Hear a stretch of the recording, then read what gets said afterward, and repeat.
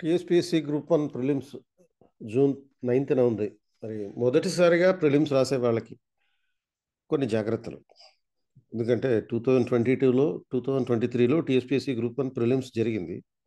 ఆ 2 రద్దయినాయి. తర్వాత మళ్ళీ కొత్త నోటిఫికేషన్ వచ్చి పాత నోటిఫికేషన్‌కి అనుబంధంగా చేర్చారు. సో, మరి కొత్త నోటిఫికేషన్‌లో ఎవరైతే అప్లై చేసుకున్నారో వాళ్ళు కొన్ని జాగ్రత్తలు పాటిస్తే మంచిది. సో, ప్రిలిమ్స్ ఆన్సరింగ్ స్ట్రాటజీ అనేది నా సజెషన్. అంటే సివిల్స్‌లో జనరల్‌గా మనం ఇది ఫాలో అవుతుంటారు. సో, ఏం చేయాలి అంటే దీన్ని ఒకేసారి వరుసగా ఆన్సర్‌లు పెట్టుకుంటే వెళ్ళిపోకండి. Solve the paper in 3 rounds. 3 రౌండ్లలో ఆన్సర్ చేయండి. అంటే మనకి మొత్తం 150 క్వెషన్స్ ఉన్నాయి. ఒక్కొక్క క్వెషన్‌కి 1 మినిట్. తర్వాత కాబట్టి 150 క్వెషన్స్‌కి 150 మినిట్స్‌లో ఆన్సర్ చేయాలి. బట్ జనరల్‌గా 120 మినిట్స్‌లోనే అభ్యర్థులు ఆన్సర్స్ కంప్లీట్ చేస్తుంటారు. అంటే ఏంటి, ఒక 30 నిమిషాలు మనకి మిగిలిపోతుంటాయి. అలా 30 నిమిషాలు జనరల్‌గా మిగిల్చుకునే బదులు ఒక 10 మినిట్స్ లాస్ట్‌లో మిగిలేటట్టుగా చూసుకోవడానికి అండ్ మాక్సిమం స్కోర్స్ చేయడానికి, అలాగే బబ్లింగ్‌లో కొంచెం కేర్‌ఫుల్‌గా ఉండడానికి, అంటే ఈ 1, 2, 3, 4లు పెట్టేటప్పుడు, బబ్లింగ్ చేసేటప్పుడు కొంచెం కేర్‌ఫుల్‌గా ఉండడానికి, అలాగే తెలిసిన క్వెషన్స్‌కి తప్పు ఆన్సర్‌లు పెట్టకుండా ఉండడానికి ఈ 3 రౌండ్‌లలో ఆన్సర్ చేయాలి. సో, దాని గురించి తెలుసుకునే ముందు ఒక announcement. So, TSPSC group 1 prelims నేపథ్యంలో కరెంట్ అఫైర్స్ క్లాసెస్ నిర్వహిస్తున్నాం. హిట్ 2 అంటే high impact themes season 2. So, ఈ హిట్ 2లో అత్యంత ముఖ్యమైనటువంటి final revision, national, international, regional current affairs revision చేస్తాం. అలాగే సోకార్ ఉంటుంది. సాకర్ అంటే subject oriented current affairs revision ఉంటుంది. ఇది 25th మే నుంచి 31st మే వరకు మొత్తం 1 వీక్ పాటు మార్నింగ్ 6:30 నుంచి 1 PM వరకు ఉంటుంది. సో, దీనికి రిజిస్టర్ చేసుకోవడానికి ఇప్పుడున్న క్యూఆర్ కోడ్ స్కాన్ చేసుకోవచ్చు, లేకపోతే డిస్క్రిప్షన్లో ఉన్న లింక్ క్లిక్ చేయొచ్చు. So, coming to this, so మొత్తం 3 రౌండ్లలో ఆన్సర్ చేయాలి. ఫస్ట్ రౌండ్లో ఏ ఆన్సర్ చేయాలి అంటే క్వశ్చన్ పేపర్ చదువుతూ ఈ ఫస్ట్ రౌండ్లో 70 to 80 క్వశ్చన్స్ ఆన్సర్ చేయొచ్చు. Question paper 1 question after 1 question చదువుకుంటూ వెళ్తున్నప్పుడు మీకు బాగా కాన్ఫిడెంట్గా ఉన్నటువంటి క్వశ్చన్లను ఆన్సర్ చేయండి. Tick the questions in the question paper only. అంటే మీరు డైరెక్ట్గా బబ్లింగ్ చేయకుండా క్వశ్చన్ పేపర్లో టిక్ చేసుకోండి ఏ ఏ క్వశ్చన్లు ఆన్సర్ చేసుకుంటున్నారు అనేది. And skip the questions having confused statements. అంటే కొంచెం 1, 2, 3, 4 డైరెక్ట్గా ఇవ్వకుండా ఏబిసిడి ఆప్షన్స్ ఇచ్చి ఏ అండ్ బి కరెక్టా, బి అండ్ సి కరెక్టా, ఆర్ సి అండ్ డి కరెక్టా, ఇట్లా స్టేట్మెంట్స్ ఇచ్చినప్పుడు కన్ఫ్యూజ్డ్ స్టేట్మెంట్స్ కొన్ని ఉంటాయి. వాటిని స్కిప్ చేయండి. ఈ ఫస్ట్ రౌండ్లో ఆన్సర్ చేయకండి. And encircle the questions which you have eliminable options. అంటే కొంచెం ఎలిమినేషన్ చేసి ఆన్సర్ పెట్టగలిగే అవకాశం ఉన్నటువంటి వాటికి ఎన్సర్కిల్ చేసుకోండి. అంటే ఒక రౌండ్ మార్క్ వేయండి. ఆ క్వశ్చన్ పేపర్లో ఆ క్వశ్చన్ నెంబర్ దగ్గర రౌండ్ మార్క్ వేయండి. సో, ఈ రకంగా 70 to 80 క్వశ్చన్స్ ఆన్సర్ చేసుకుంటే ఫస్ట్ రౌండ్లో మొత్తం అట్లీస్ట్ 10 to 15 మిస్టేక్స్ జరుగుతాయి ఈ 80 క్వశ్చన్లు. అంటే మీ స్కోరు మినిమం 60 to 65 ఉంటుంది.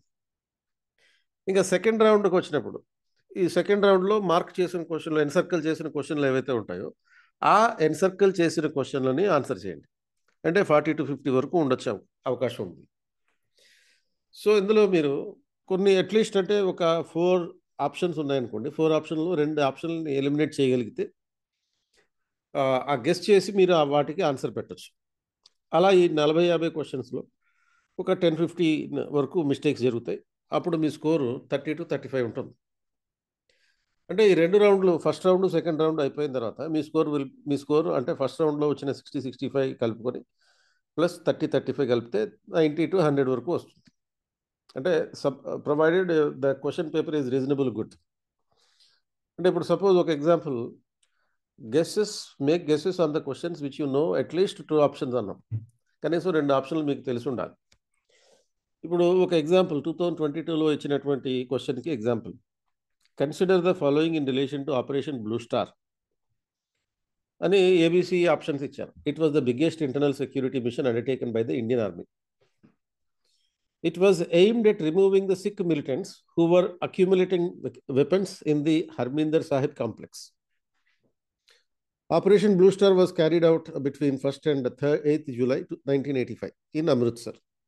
సో ఇట్లా 3 స్టేట్మెంట్లు ఇచ్చాడు.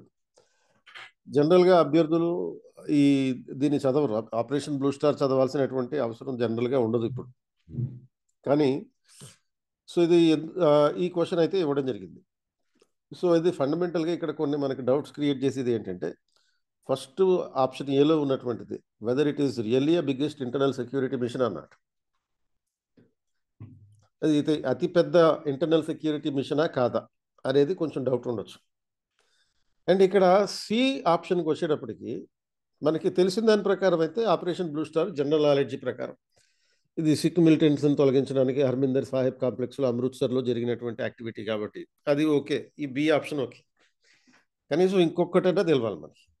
సో ఫస్ట్ స్టేట్మెంట్ ఏలో ఉన్నటువంటి స్టేట్మెంట్ కొంచెం వేగ్గా ఉంది. బిగ్గెస్టా, స్మాలెస్టా, లేకపోతే మీడియమా, ఇది తెలియదు మనకి. థర్డ్ మాత్రం కొంచెం ఓవర్ యాక్షన్ ఉంది ఈ ఆప్షన్లో.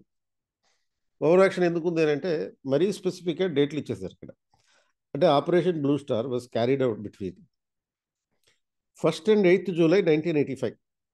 సో అంటే మనకి ఇది అబ్జల్యూట్లీ ఒక బ్లండర్ ఇది. ఎందుకంటే ఇది 1984లో June 1st నుంచి 8th వరకు జరిగినటువంటి ఆపరేషన్ ఇది.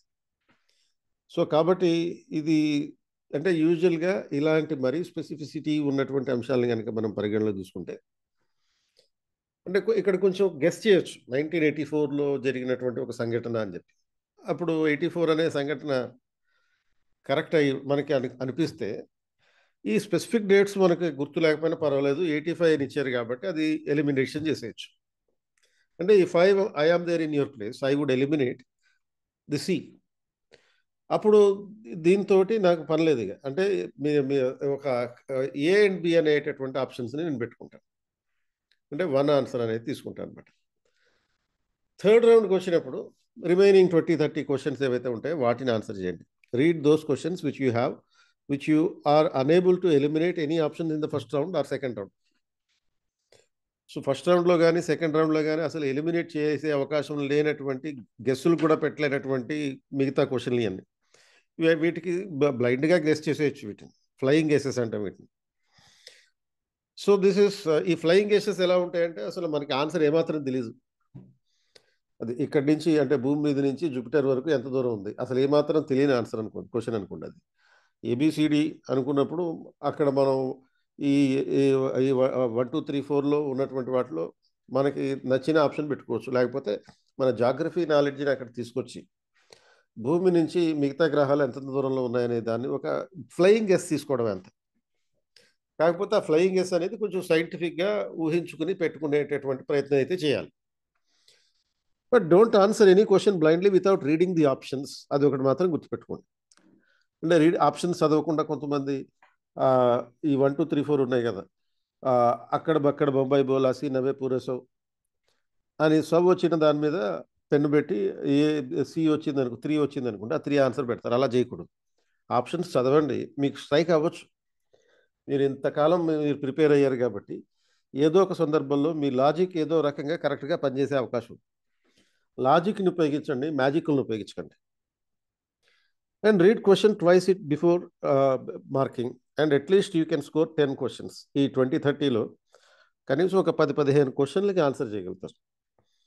అంటే అప్పుడు మీ టోటల్ స్కోరు ఈ సెకండ్ రౌండ్లో 90 to 100 కలుపుకొని ఒక 10 కలిపితే 100 నుంచి 110 వరకు వచ్చే అవకాశం ఉంది. ఇది చాలు మీకు ప్రిలిమ్స్ క్లియర్ అవ్వడానికి.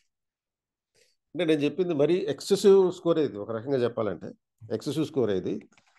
But most often it would be possible even with the scores. అంటే జనరల్ స్కోర్ చెప్పాను, జనరల్ కేటగిరీకి సంబంధించిన స్కోర్ చెప్పాను. సో ఈ రకంగా మీరు ప్రయత్నం చేయండి. So be careful with the questions having the word not అనే పదం ఉన్నటువంటి క్వశ్చన్ల విషయంలో కొంచెం జాగ్రత్తగా ఉండండి. ఎందుకంటే మనం ఒక్కొక్కసారి ఇగ్నోర్ చేస్తుంటాం ఆ నాట్ అనే పదాన్ని. సపోజ్ ఇక్కడ ఒక ఎగ్జాంపుల్ 2022 పేపర్లో ఎగ్జాంపుల్ చూడండి. Which of the following is not an appellate jurisdiction of the supreme court of India. Appellate jurisdiction అంటే మనకి సుప్రీంకోర్టు జ్యూరిస్డిక్షన్ తెలుసు. జ్యూరిస్డిక్షన్ అంటే appellate jurisdiction, court of record అని, అడ్వైజరీ జ్యూరిస్డిక్షన్ అని, తర్వాత ఒరిజినల్ జ్యూరిస్డిక్షన్, ఇట్లా సుప్రీంకోర్టుకి అధికార పరిధి ఉంటుంది. So cases involving disputes between 2 or more states. Answer వచ్చేసింది. ఎందుకనంటే రాష్ట్రాల మధ్య వివాదాల పరిష్కారానికి సుప్రీంకోర్టు ఒరిజినల్ జ్యూరిస్డిక్షన్కి వెళ్తుంది. So not an appellate jurisdiction. So cases involving interpretation of the constitution, తర్వాత cases irrespective of any constitutional question, criminal cases, ఇవన్నీ అప్పీల్ చేసుకోవడానికి, అంటే హైకోర్టు నుంచి సుప్రీంకోర్టుకి వెళ్ళి అప్పీల్ చేసుకోవడానికి సంబంధించిన కేసులు. ఇది మాత్రం డైరెక్ట్గా సుప్రీంకోర్టులో కేసు పెట్టుకోవడానికి అవకాశం ఉన్నటువంటిది 1 అనేది. అదేమో ఒరిజినల్ జ్యూరిడిక్షన్, మిగతా అన్ని అప్లేట్ జ్యూరిడిక్షన్ కొంత వస్తాయి.